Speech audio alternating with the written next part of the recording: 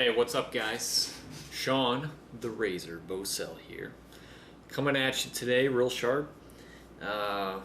Want to talk about reverse dieting today, and I think this is actually probably going to be a three-part video because I asked you guys for questions, and there seems to be a lot of questions on it. So I kind of want to break it down to, what I'm doing as far as my reverse diet goes, how that's been going for the first part of the series, and then the second part, some of your questions, and I'll get to those as well. So to start off, what is reverse dieting? To understand what reverse dieting is, I think we've got to go back and take a look at what dieting is. What do we do when we diet? What happens when we diet? So many of you know, and this might seem very basic to some of you, but I want to kind of capture a wide audience, so bear with me here. We're going to go very basic, and then we're going to expand and go in depth. So when you think about dieting is the act of being in a deficit. Okay, so if you create a caloric deficit, obviously at that point you're burning more calories than you're taking in. Okay, your body's going to be forced to burn fat. It's going to need to take that energy from somewhere. That's why we store fat. We store fat so we can use it later. Our bodies are very efficient in the way that we have evolved to do that. We've needed to store energy for later. So when you're dieting, basically over time, you're adjusting different variables to keep the fat loss going. So when you start dieting, let's say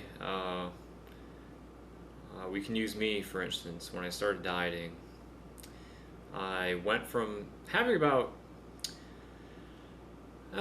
I'd say I was in the range of 3,500 to 4,000 calories a day, and I may have started dieting on about 2,800 calories a day with no cardio.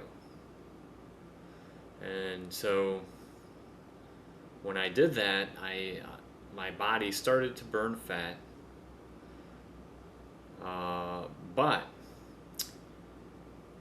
another unique thing, not unique, but another amazing thing about the body is that it will adapt to whatever you do. So if you're eating more calories, it's going to adapt. If you're eating less calories, it's going to adapt. The body is very amazing in this way that it will adapt to certain stimuli, pretty much any stimuli that you put it through. So when you lower calories like that, your body will eventually plateau. The time frame that it takes to do this varies from person to person. Some people adapt very quickly to changes, and then others don't adapt so quickly. So one of the things you'll hear me say a lot is it depends, because it really does depend. Everyone's different. Everybody's body is different. So can't really throw out too many general statements about that. When your body adjusts, when you plateau, then you have to adjust a variable. And typically when you're dieting, that means either less food or more cardio. And sometimes it's a carbohydrate threshold variable. So even lowering carbohydrates by 10 grams a day may get that fat loss going again. It may require an extra hit interval may require 10 minutes more of cardio. Who knows? Uh, there's nothing telling us exactly what you have to do to be most optimal. It'd be nice if we knew. It would take a lot of guesswork out of things. All right, so you're making these changes, and your body keeps adapting, and you keep on changing, so that you can continue this extended fat loss. So bodybuilders, tend to, do an extended fat loss period because we want to get down to the least amount of body fat as possible. We also want to maintain as much muscle mass as possible. So there's certain things that we do to do that. All right, so eventually what happens is if you do a proper contest diet and you get down to subhuman levels of body fat percentage, more than likely your body has adjusted through time with the lower amounts of food and the higher amounts of cardio. When this happens, it can be very easy to put on a lot of fat if you were to just starting to eat normal again. So let's say during my fat loss period, I came down to, I think at my lowest I was doing about 1,850 calories a day. That was like the rock bottom lowest I got all prep. If I was just to go back to eating 3,800 calories a day or 4,000 calories a day, whatever, I would put on fat very quickly because my body is adapted to doing cardio four times every 8 days. So every other day I was doing cardio. Either I would do like a 45-minute light intensity session, maybe an hour, or I would do high intensity intervals. So I would do between 4 to 6 of those. Every other day I was doing something. So if I just stop that stimuli that my body is used to, and I start eating more food, that's going to take me from a deficit to a very big surplus. And there are a lot more mechanisms that are happening behind the scenes that we don't even know about. Your body makes these adaptations to, as Lane Norton would say,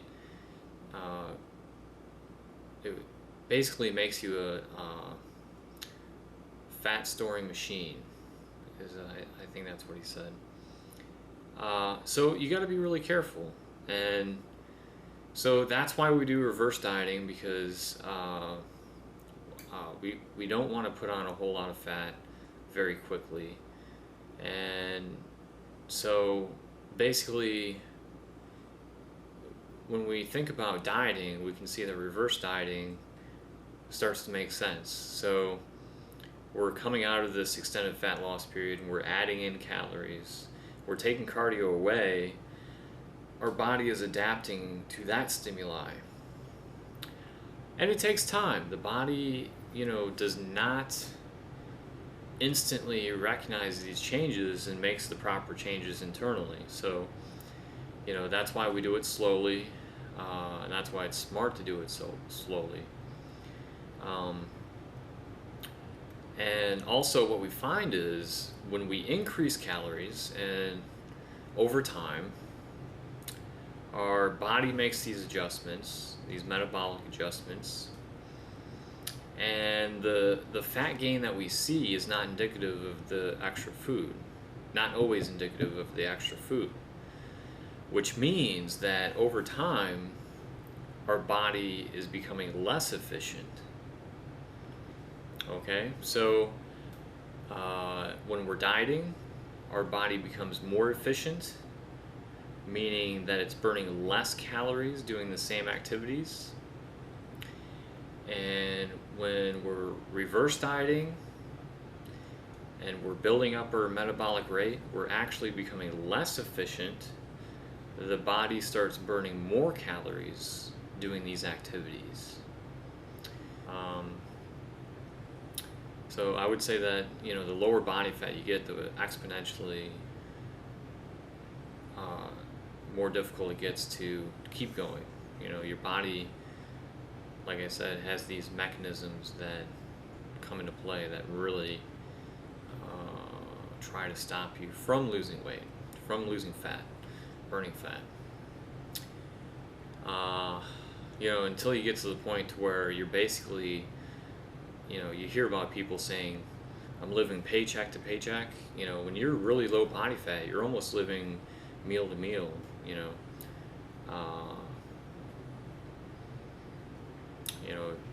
If you get that low. So,